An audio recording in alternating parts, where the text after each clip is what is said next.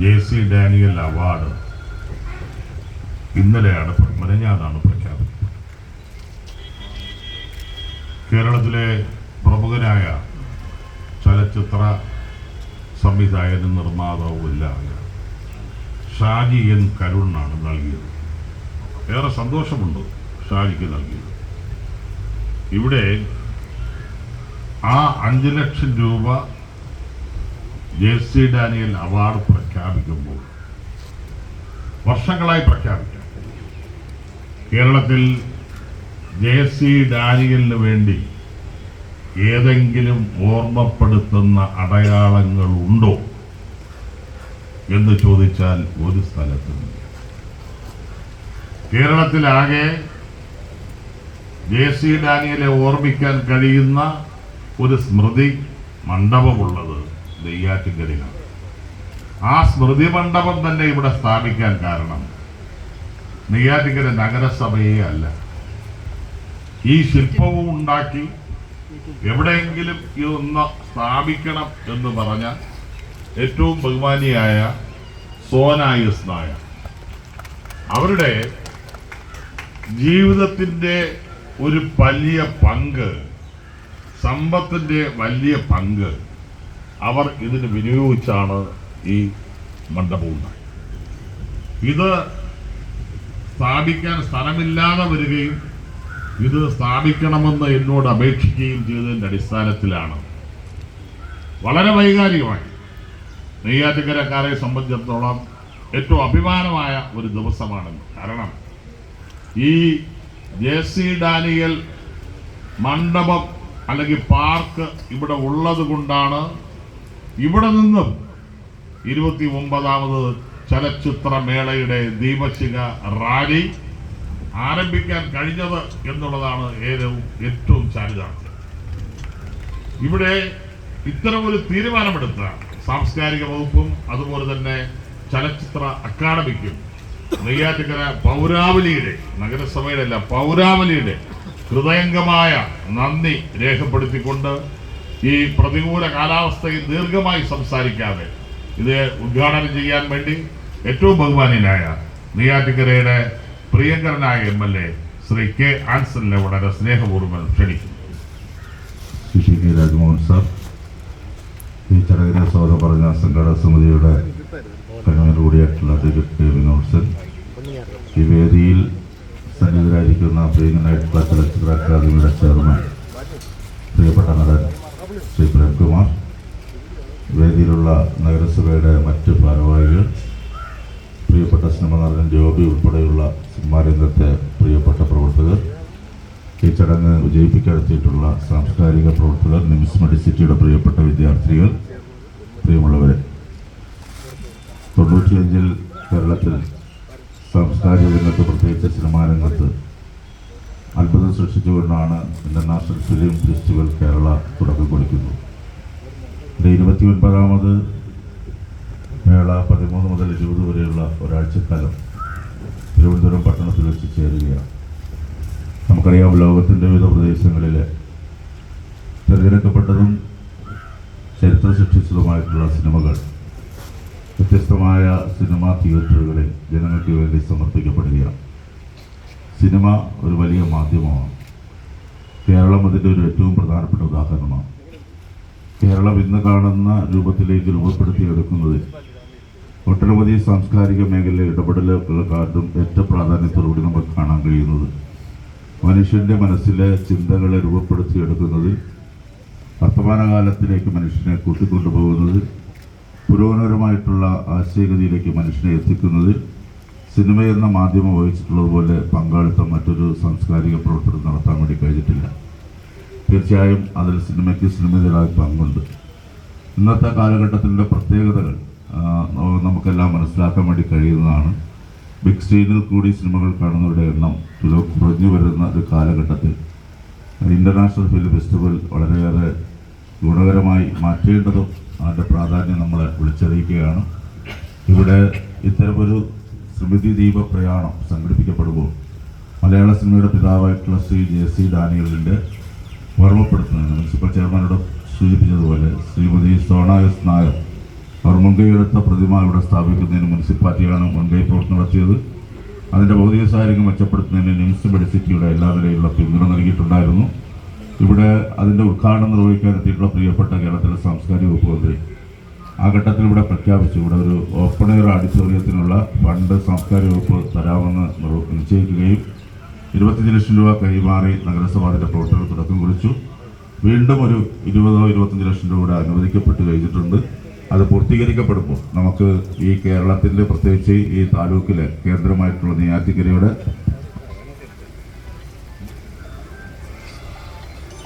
അത് അടക്കമുള്ള പ്രവർത്തനം നടത്തുമ്പോൾ ഞാൻ ഉദ്ദേശിക്കുന്നത്, നമുക്ക് അറിയാം പഴയ സിനിമകൾ കാണുക എന്നുള്ളത് വളരെ പ്രധാനപ്പെട്ടതാണ്. അപ്പോൾ അതിനാവശ്യമായിട്ടുള്ള ഒരു പ്രൊജക്ട് അടക്കം MLA ഫണ്ടിൽ നൽകുന്നതിന് വേണ്ടി തീരുമാനിച്ചിട്ടുണ്ട്. അതടക്കം കൊണ്ട് എല്ലാ ദിവസവും സായാഹ്നങ്ങളിൽ ഏതെങ്കിലും ഒരു സിനിമ ഇവിടെ കാണാൻ സഹൃദരായിട്ടുള്ള ആളുകൾക്ക് അവസരമൊരുക്കുക എന്നുള്ളത് നമ്മൾ ഈ നാടിനോട് ചെയ്യുന്ന ഏറ്റവും പ്രധാനപ്പെട്ട ഉത്തരവാദിത്വമായി കാണുകയാണ്. മലയാള സിനിമയുടെ പിതാവിനെ സംബന്ധിച്ച് ഞാനിവിടെ വിശദീകരിക്കുന്നില്ല.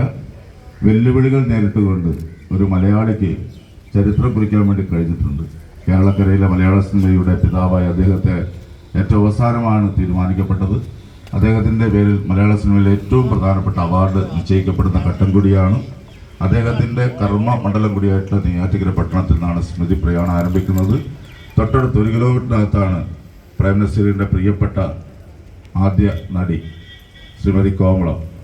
വളരെ പെട്ടെന്നാണ് അവർ നമ്മെ വിട്ട് പിരിഞ്ഞു പോയത്. കുറച്ച് ദിവസമായിട്ടുള്ളൂ. അവരുടെ ഗൃഹം സന്ദർശിക്കുകയാണ്. അതുപോലെ തന്നെ മലയാളത്തിൻ്റെ ഏറ്റവും പ്രധാനപ്പെട്ട സിനിമാ നടൻ സത്യൻ്റെ സ്മൃതി മണ്ഡപത്തിൽ ഈ പ്രയാണം എത്തിച്ചേർന്നു. മലയാളത്തിലെ ആദ്യത്തെ സിനിമയുടെ വിഗതകുമാരയിൽ നായികയെ കിട്ടാതിരിക്കുമ്പോൾ പട്ടികജാതി വിഭാഗത്തിൽപ്പെട്ട ഒരു പാവപ്പെട്ട സ്ത്രീയെ അതിനാവശ്യമായ വേഷമൊരുക്കി കൊണ്ടുവന്ന് അതിൽ അഭിനയിക്കാൻ വന്ന PK റോസി എന്ന് പറയുന്ന ദുഃഖപുത്രിയായിട്ടുള്ള കഥാനായികയുടെ വീടും സന്ദർശിക്കുന്നുണ്ട്. അതുപോലെ തന്നെ നിത്യഹരിതനായിട്ടുള്ള പ്രേം നസീറിൻ്റെ സ്ഥലവും സന്ദർശിക്കുന്നു. അങ്ങനെ 5 പ്രധാനപ്പെട്ട സ്മൃതിയിടങ്ങളിൽ കൂടിയാണ് ഇൻ്റർനാഷണൽ ഫെസ്റ്റിവലിൻ്റെ ആ ദീപശിഖ തെളിയുന്നത്. അതിന് കരുത്ത് പകരുന്നതിന് ഇവിടെ എത്തിച്ചേർന്ന എല്ലാവരെയും പ്രത്യേകിച്ച് നെയ്യാറ്റിൻകരയ്ക്ക് വേണ്ടി വാക്കുവെച്ചെടുക്കുന്നു. നന്ദി, നമസ്കാരം.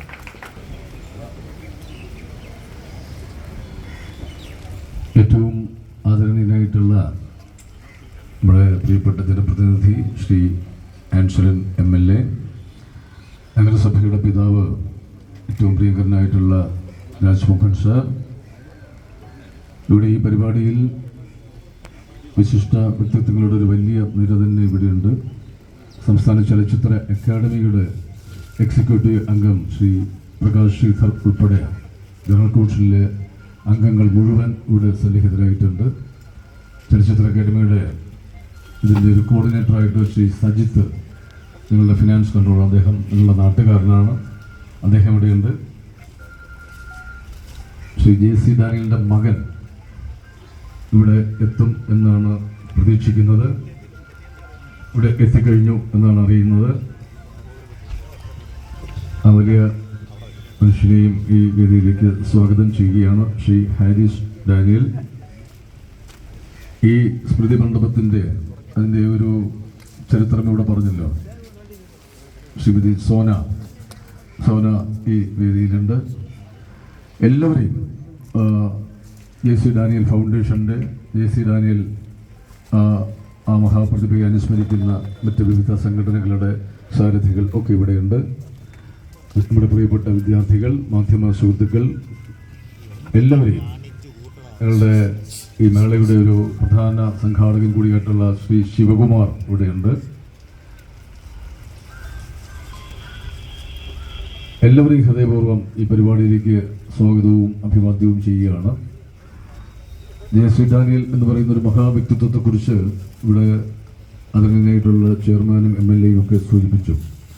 മലയാള സിനിമ ഇന്ന് അഭിമാനകരമായ ഒരു നേട്ടത്തിൻ്റെ നിറവിൽ ലോക സിനിമയിൽ തന്നെ വളരെ ശ്രദ്ധിക്കപ്പെടുന്ന സ്ഥാനം നേടിയിട്ടുണ്ട്. അത്രയും ശ്രദ്ധേയമായ ഒന്നായി മലയാള സിനിമ മാറുമ്പോൾ ആ മലയാള സിനിമയെ സൃഷ്ടിച്ച ഒരു മഹാവ്യക്തിത്വത്തെ നമ്മളിവിടെ ഓർക്കുകയാണ്. JC ഡാനിയൽ എന്ന് പറയുന്ന ആ മഹാമനുഷ്യൻ തൻ്റെ ജീവിതം തന്നെ ഇതിനായി സമർപ്പിച്ച, സിനിമയ്ക്ക് വേണ്ടി, കലയ്ക്ക് വേണ്ടി സമർപ്പിച്ച് ഒരുപക്ഷെ സിനിമയുടെ ഒരു രക്തസാക്ഷി എന്ന് തന്നെ നമുക്ക് വിശേഷിപ്പിക്കാൻ പറ്റും ശ്രീ JC ഡാനിയൽ. തൻ്റെ ജീവനും ജീവിതവും ജീവിതത്തിലെ സർവവും സിനിമയ്ക്ക് വേണ്ടി സമർപ്പിച്ച, അത്രയും പ്രതിബദ്ധതയോടുകൂടി ആ കലയെ സ്നേഹിച്ച അങ്ങനെ ഒരു മനുഷ്യരുണ്ടായിരുന്നത് കൊണ്ടാണ് ഇന്ന് മലയാള സിനിമ ലോകത്തിൻ്റെ ഒരു വലിയ ശ്രദ്ധാകേന്ദ്രമായി മാറുമ്പോൾ ഇങ്ങനെ ഒരു മനുഷ്യൻ അതിന് ജന്മം നൽകി എന്നുള്ളത് നമ്മൾ ഏറ്റവും ആദരവോടെ നന്ദിയോടെ ഈ അവസരത്തിൽ ഓർക്കുകയാണ്. അദ്ദേഹത്തിൻ്റെ ഈ സ്മൃതി മണ്ഡപത്തിൽ നിന്ന് മലയാള സിനിമയുടെ പിതാവ് തുടങ്ങി വെച്ച ഈ മലയാള സിനിമയുടെ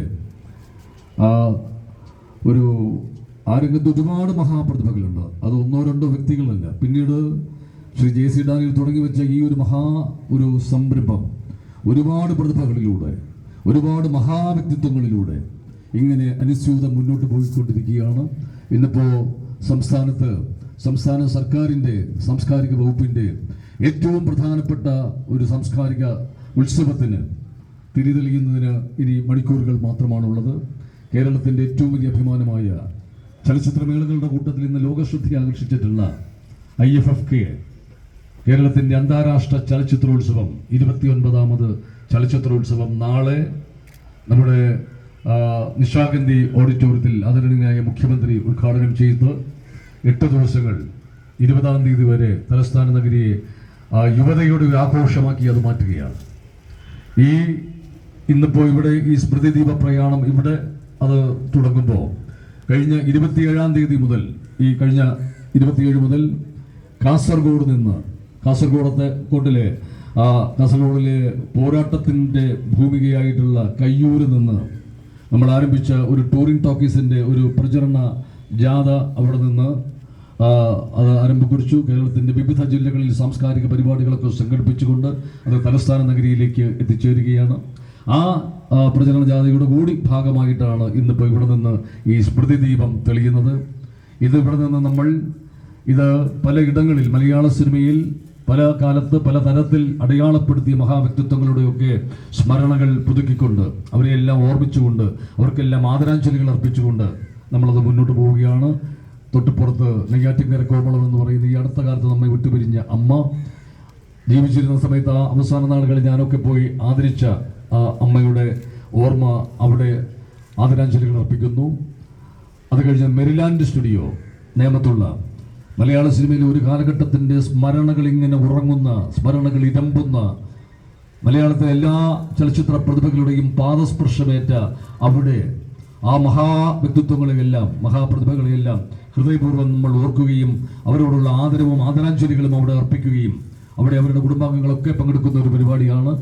അവിടെ നിന്ന് സത്യം മാഷിൻ്റെ അവിടെയും നസീർ സാറിൻ്റെ അവിടെയും നേരത്തെ സൂചിപ്പിച്ചതുപോലെ PK റോസി എന്ന് പറയുന്ന ആദ്യകാല നായിക, ഇവരെല്ലാം നമ്മൾ ഓർക്കുന്നു. ഈ അവസരത്തിൽ തിരുവനന്തപുരത്തിൻ്റെ പരിസര പ്രദേശത്തൊക്കെ ജീവിച്ചിരുന്ന എത്രയോ മഹാപ്രതിഭകളെ അവരെല്ലാം, അവർ മാത്രമല്ല കേരളത്തിലെമ്പാടുമുള്ള മലയാള സിനിമയ്ക്ക് മഹാസംഭാവന നൽകിയ എല്ലാവരെയും, തിക്കുറിശി ചേട്ടൻ നമ്മുടെ തിരുവനന്തപുരത്ത് ഉണ്ടായിരുന്ന അദ്ദേഹത്തെ നമ്മൾ ഓർക്കുന്നു. അടൂർ ഭാസി തുടങ്ങി നെടുമുടി വേണിച്ചേട്ടൻ, ഭരത് ഗോപി, ഇങ്ങനെ എത്രയോ പേർ.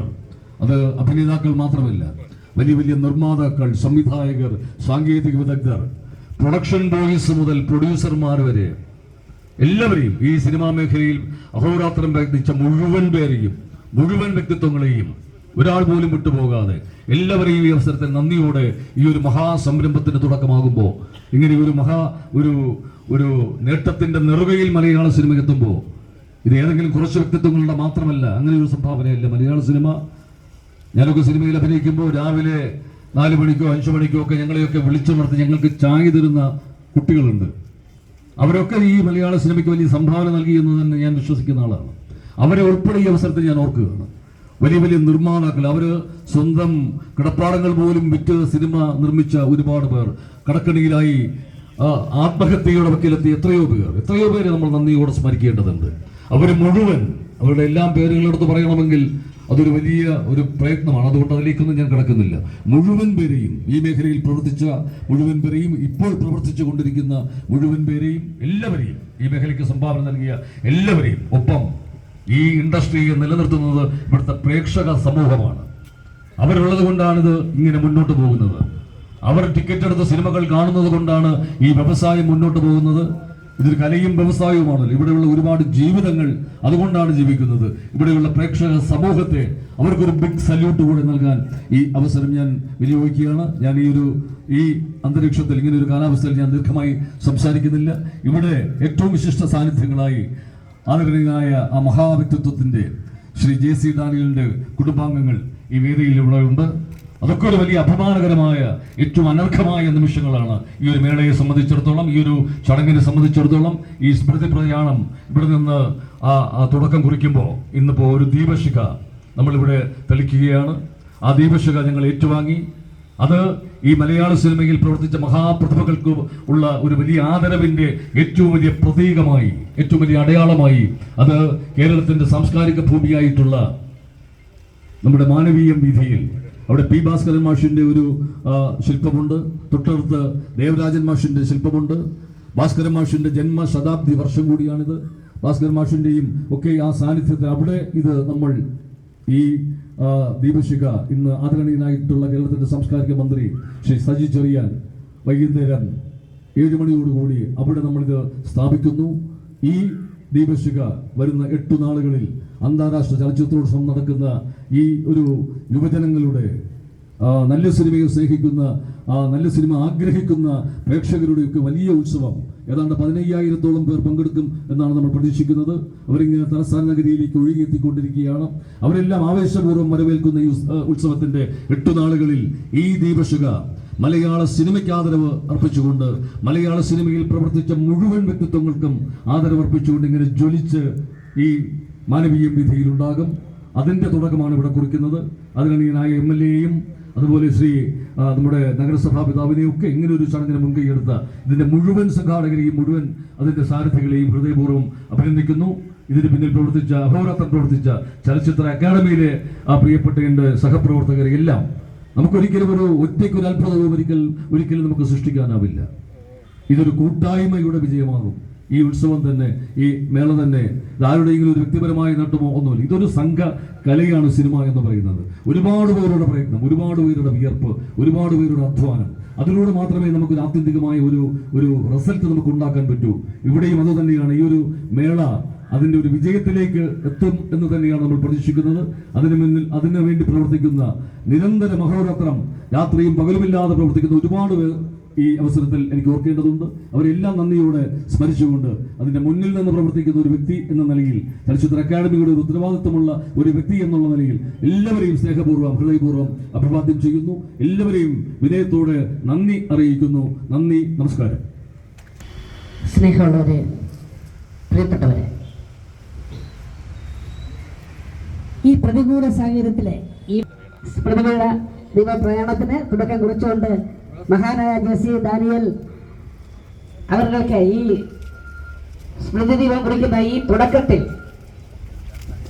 എല്ലാവരും ഒരുമിച്ച് സഹകരിച്ചുകൊണ്ട് ഈ വൻ പൗരസമിതിക്ക് എല്ലാ അഭിവാദ്യങ്ങളും അർപ്പിച്ചുകൊണ്ട് നിർത്തുന്നു. നന്ദി, നമസ്കാരം. അധ്യക്ഷൻ PK രാജ്മോഹൻ സാർ, ചലച്ചിത്ര അക്കാദമിയുടെ ആദരണീയ ചെയർമാൻ പ്രേംകുമാർ, ബഹുമാനപ്പെട്ട MLA ശ്രീ അൻസരൻ, പ്രിയമുള്ളവരെ, നെയ്യാറ്റിൻകര ഞങ്ങളുടെ താലൂക്കാണ്.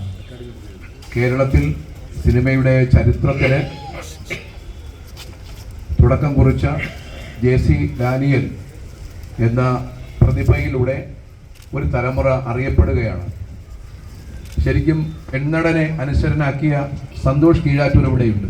ഞാൻ JC ഡാനിയലിൻ്റെ മുഖം നോക്കിയിട്ട് സന്തോഷ് കീഴാറ്റൂരിനെ നോക്കുകയായിരുന്നു. ശരിക്കും JC ഡാനിയലിൻ്റെ ഏകപാത്രമായി നമ്മുടെ സമൂഹത്തിൽ അവതരിപ്പിക്കാൻ പറ്റിയ ഒരു ഫേസാണ് അദ്ദേഹത്തിനുള്ളത്. ഇന്ന് ഈ പ്രയാണം നടന്ന് അത് ശരിക്കും മാനവീയ വീതിയിലെത്തുമ്പോൾ സാംസ്കാരിക കേരളത്തിൻ്റെ ഏറ്റവും പ്രിയപ്പെട്ട ഒരു സിനിമാ സഞ്ചാരമായി അത് മാറുകയാണ്. 1928 ക്യാപിറ്റോൾ സെക്രട്ടേറിയറ്റിനടുത്തുള്ള ക്യാപിറ്റോൾ തിയേറ്ററിൽ വിഗതകുമാരൻ എന്ന സിനിമയ്ക്ക് സ്വിച്ച് ഓൺ ചെയ്തത് മള്ളൂർ ഗോവിന്ദപിള്ളയാണ്. മള്ളൂർ ഗോവിന്ദപിള്ള സ്വിച്ച് ഓൺ ചെയ്യുകയും ആ സിനിമ പതുക്കെ അതിൻ്റെ റീല് പുറത്തു വരികയും ചെയ്തു. പക്ഷേ നമ്മുടെ PK റോസി, ഇഷ്ടനായിക, നഷ്ടനായിക, കഷ്ടനായിക എന്നൊക്കെ പറയാവുന്ന PK റോസി രംഗത്ത് വന്നതും അതേ ഗോവിന്ദപിള്ള തന്നെ പറഞ്ഞു, നിർത്തണേ ഡാനിയലെ നിന്റെ സിനിമ. പിന്നെ നമ്മൾ കാണുന്നത് അതിന് തുടർച്ചയായി ഒരു തിയേറ്റർ കത്തുന്നതാണ്. ക്യാപിറ്റോൾ തിയേറ്റർ മുഴുവൻ കത്തി. പിന്നെ നമ്മൾ അറിയുന്നത് PK റോസി നെയ്യാറ്റിൻകര വഴി നാഗർകോവിലൊക്കെ പലായനം ചെയ്തു എന്നാണ്. എന്തായാലും ആ നായികയുടെ വീട്ടിലും ഇന്ന് ഈ സ്മൃതി ദീപം എത്തുന്നുണ്ട്. അതായത് കാവല്ലൂർ, നമ്മുടെ കാവല്ലൂരും എത്തുന്നുണ്ട്. ഇതൊരു വലിയ സഞ്ചാരമാണ്. സാംസ്കാരിക കേരളത്തിൽ ആദ്യമായിട്ടാണ് ചലച്ചിത്ര അക്കാദമി ഇത്തരത്തിൽ ഒരു പ്രയാണം നടത്തുന്നത് എന്നതുകൊണ്ട് തന്നെ ഈ ചലച്ചിത്ര അക്കാദമി എന്നും സ്മരിക്കപ്പെടും എന്നുകൂടെ സൂചിപ്പിച്ചുകൊണ്ട് ഒപ്പം ചേരാൻ കഴിഞ്ഞതിലുള്ള സന്തോഷം പങ്കുവച്ചുകൊണ്ട് നിർത്തുന്നു. അഭിവാദ്യം. നമുക്ക് അവസാനിപ്പിക്കാൻ നിരവധി ആളുകൾ സംസാരിക്കാനുണ്ട്. പക്ഷേ കാലാവസ്ഥ ശരിയല്ലാത്തതുകൊണ്ട് ഏറ്റവും ബഹുമാനീയനായ JC ഡാനിയലിൻ്റെ മകൻ ചെറുവാക്കുകൾ നിങ്ങളോട് പറയും. എല്ലാവർക്കും നമസ്കാരം. ഞാൻ JC ഡാനിയലിൻ്റെ യങ്ങസ്റ്റ്. ഞാൻ ജനിച്ച് വളർന്നതൊക്കെ തമിഴ്നാട്ടിലാണ്. അപ്പോൾ എൻ്റെ പാരൻസ് ഏതോ ഒരു ഭാഷയിൽ സംസാരിക്കുന്നത് ഞാൻ കേട്ടിട്ടുണ്ട്. എന്നാൽ സിദ്ധിദാനിയൽ മലയാളമാണ്. അതിൽ നിന്നാണ് എന്നെ അറിഞ്ഞത് ഞാനൊരു മലയാളിയാണ്. അതാണ് തമാശ. പിന്നെ ലക്കിലി ഞാൻ എൻ്റെ ഗ്രാജുവേഷൻ യൂണിവേഴ്സിറ്റി കോളേജിൽ ഞാൻ പഠിച്ചത്. പിന്നെ ഇവിടെ തന്നെ LICയിൽ കയറി. അതിനുശേഷം ഞാൻ മലയാളത്തിൽ സംസാരിക്കാൻ തുടങ്ങിയത്. അതുവരെ എനിക്ക് മലയാളം ശരിക്കും അറിയില്ല. പക്ഷേ എൻ്റെ പാരൻസ് അവർ തമ്മിൽ സംസാരിച്ചുകൊണ്ടിരുന്നത് മലയാളം. അതാണ് പിന്നീടാണ് ഞാൻ അറിഞ്ഞത് മലയാളമാണ് അവർ സംസാരിക്കുന്നത്. ഞാനൊരു മലയാളിയാണ്. സോ അവിടെ എനിക്കിപ്പോൾ വയസ്സ് 89.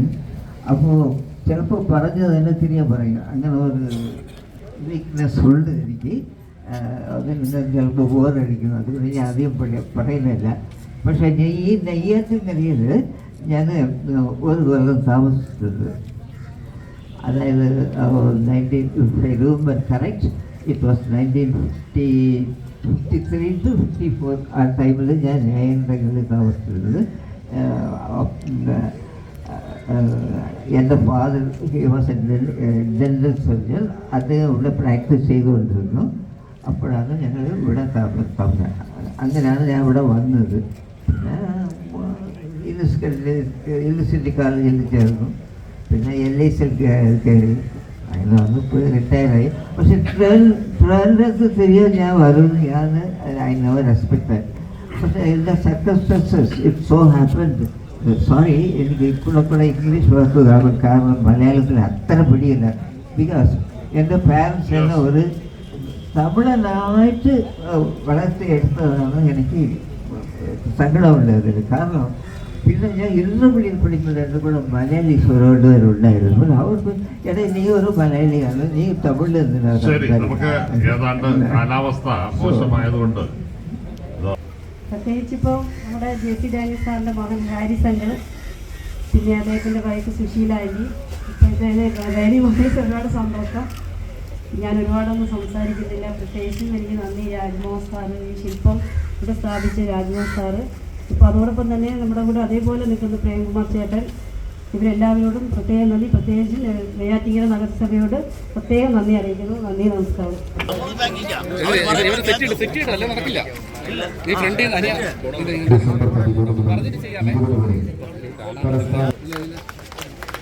JC ഡാനിയലിന്റെ ഓർമ്മകൾക്ക് മുന്നിൽ നിന്ന് ദീപം തെളിക്കുകയാണ്.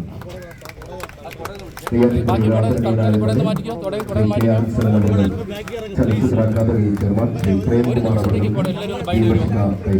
സ്മൃതി ദീപം കൈമാറുകയാണ്.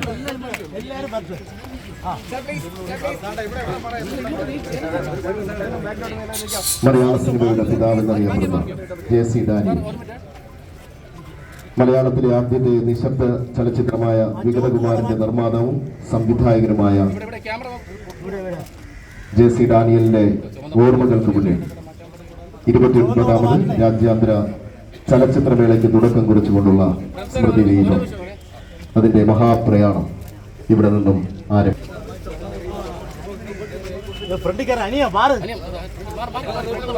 നിത്യഹരിത നായകൻ പ്രേം നസീറിന്റെ ആദ്യ നായിക. സ്ത്രീകൾ കലാരംഗത്ത് സജീവമല്ലാതിരുന്ന കാലത്ത് സിനിമകളിൽ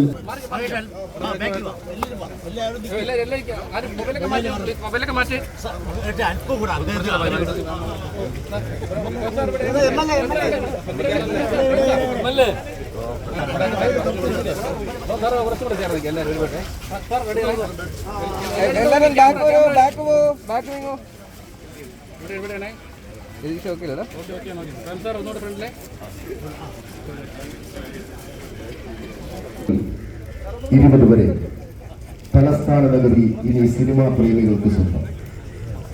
8 ദിനരാത്രങ്ങളിലായി നടക്കുന്ന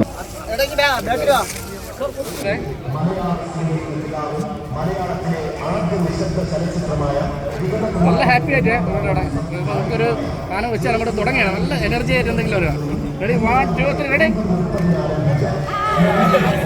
ഓക്കെ ബാക്ക് വീഡിയോ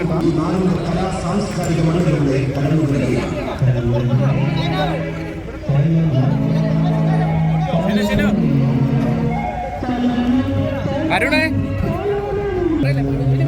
നിങ്ങൾ കുറച്ച് വൈഡ് വാ ഫ്രണ്ട് വാ കേരള സർക്കാരിന്റെ സാംസ്കാരിക വകുപ്പുകളിലും കേരള സംസ്ഥാന ചലച്ചിത്ര അക്കാദമി സംഘടിപ്പിക്കുന്ന മുരുകപ്പുഴയുണ്ടാകും രാജ്യാന്തര ചലച്ചിത്രോത്സവങ്ങളിൽ ജ്വലിപ്പിക്കുവാനുള്ള സ്മൃതികളുടെ പ്രധാനമാണ് കടന്നുകൂടി.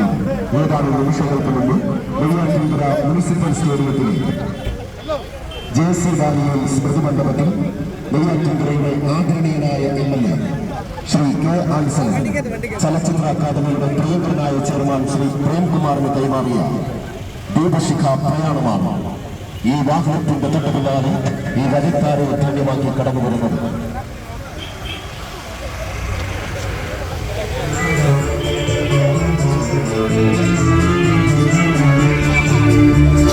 International film festival of Kerala IFFK 2024 15 വേദികൾ 150-ലധികം സിനിമകൾ 8 ദിനരാത്രങ്ങൾ ചലച്ചിത്ര കലാ ആസ്വാദകർക്കായി തലസ്ഥാന നഗരിയിൽ രാജ്യാന്തര സിനിമാ പ്രദർശനത്തിന്റെ തിരശീല ഉയരുകയായി.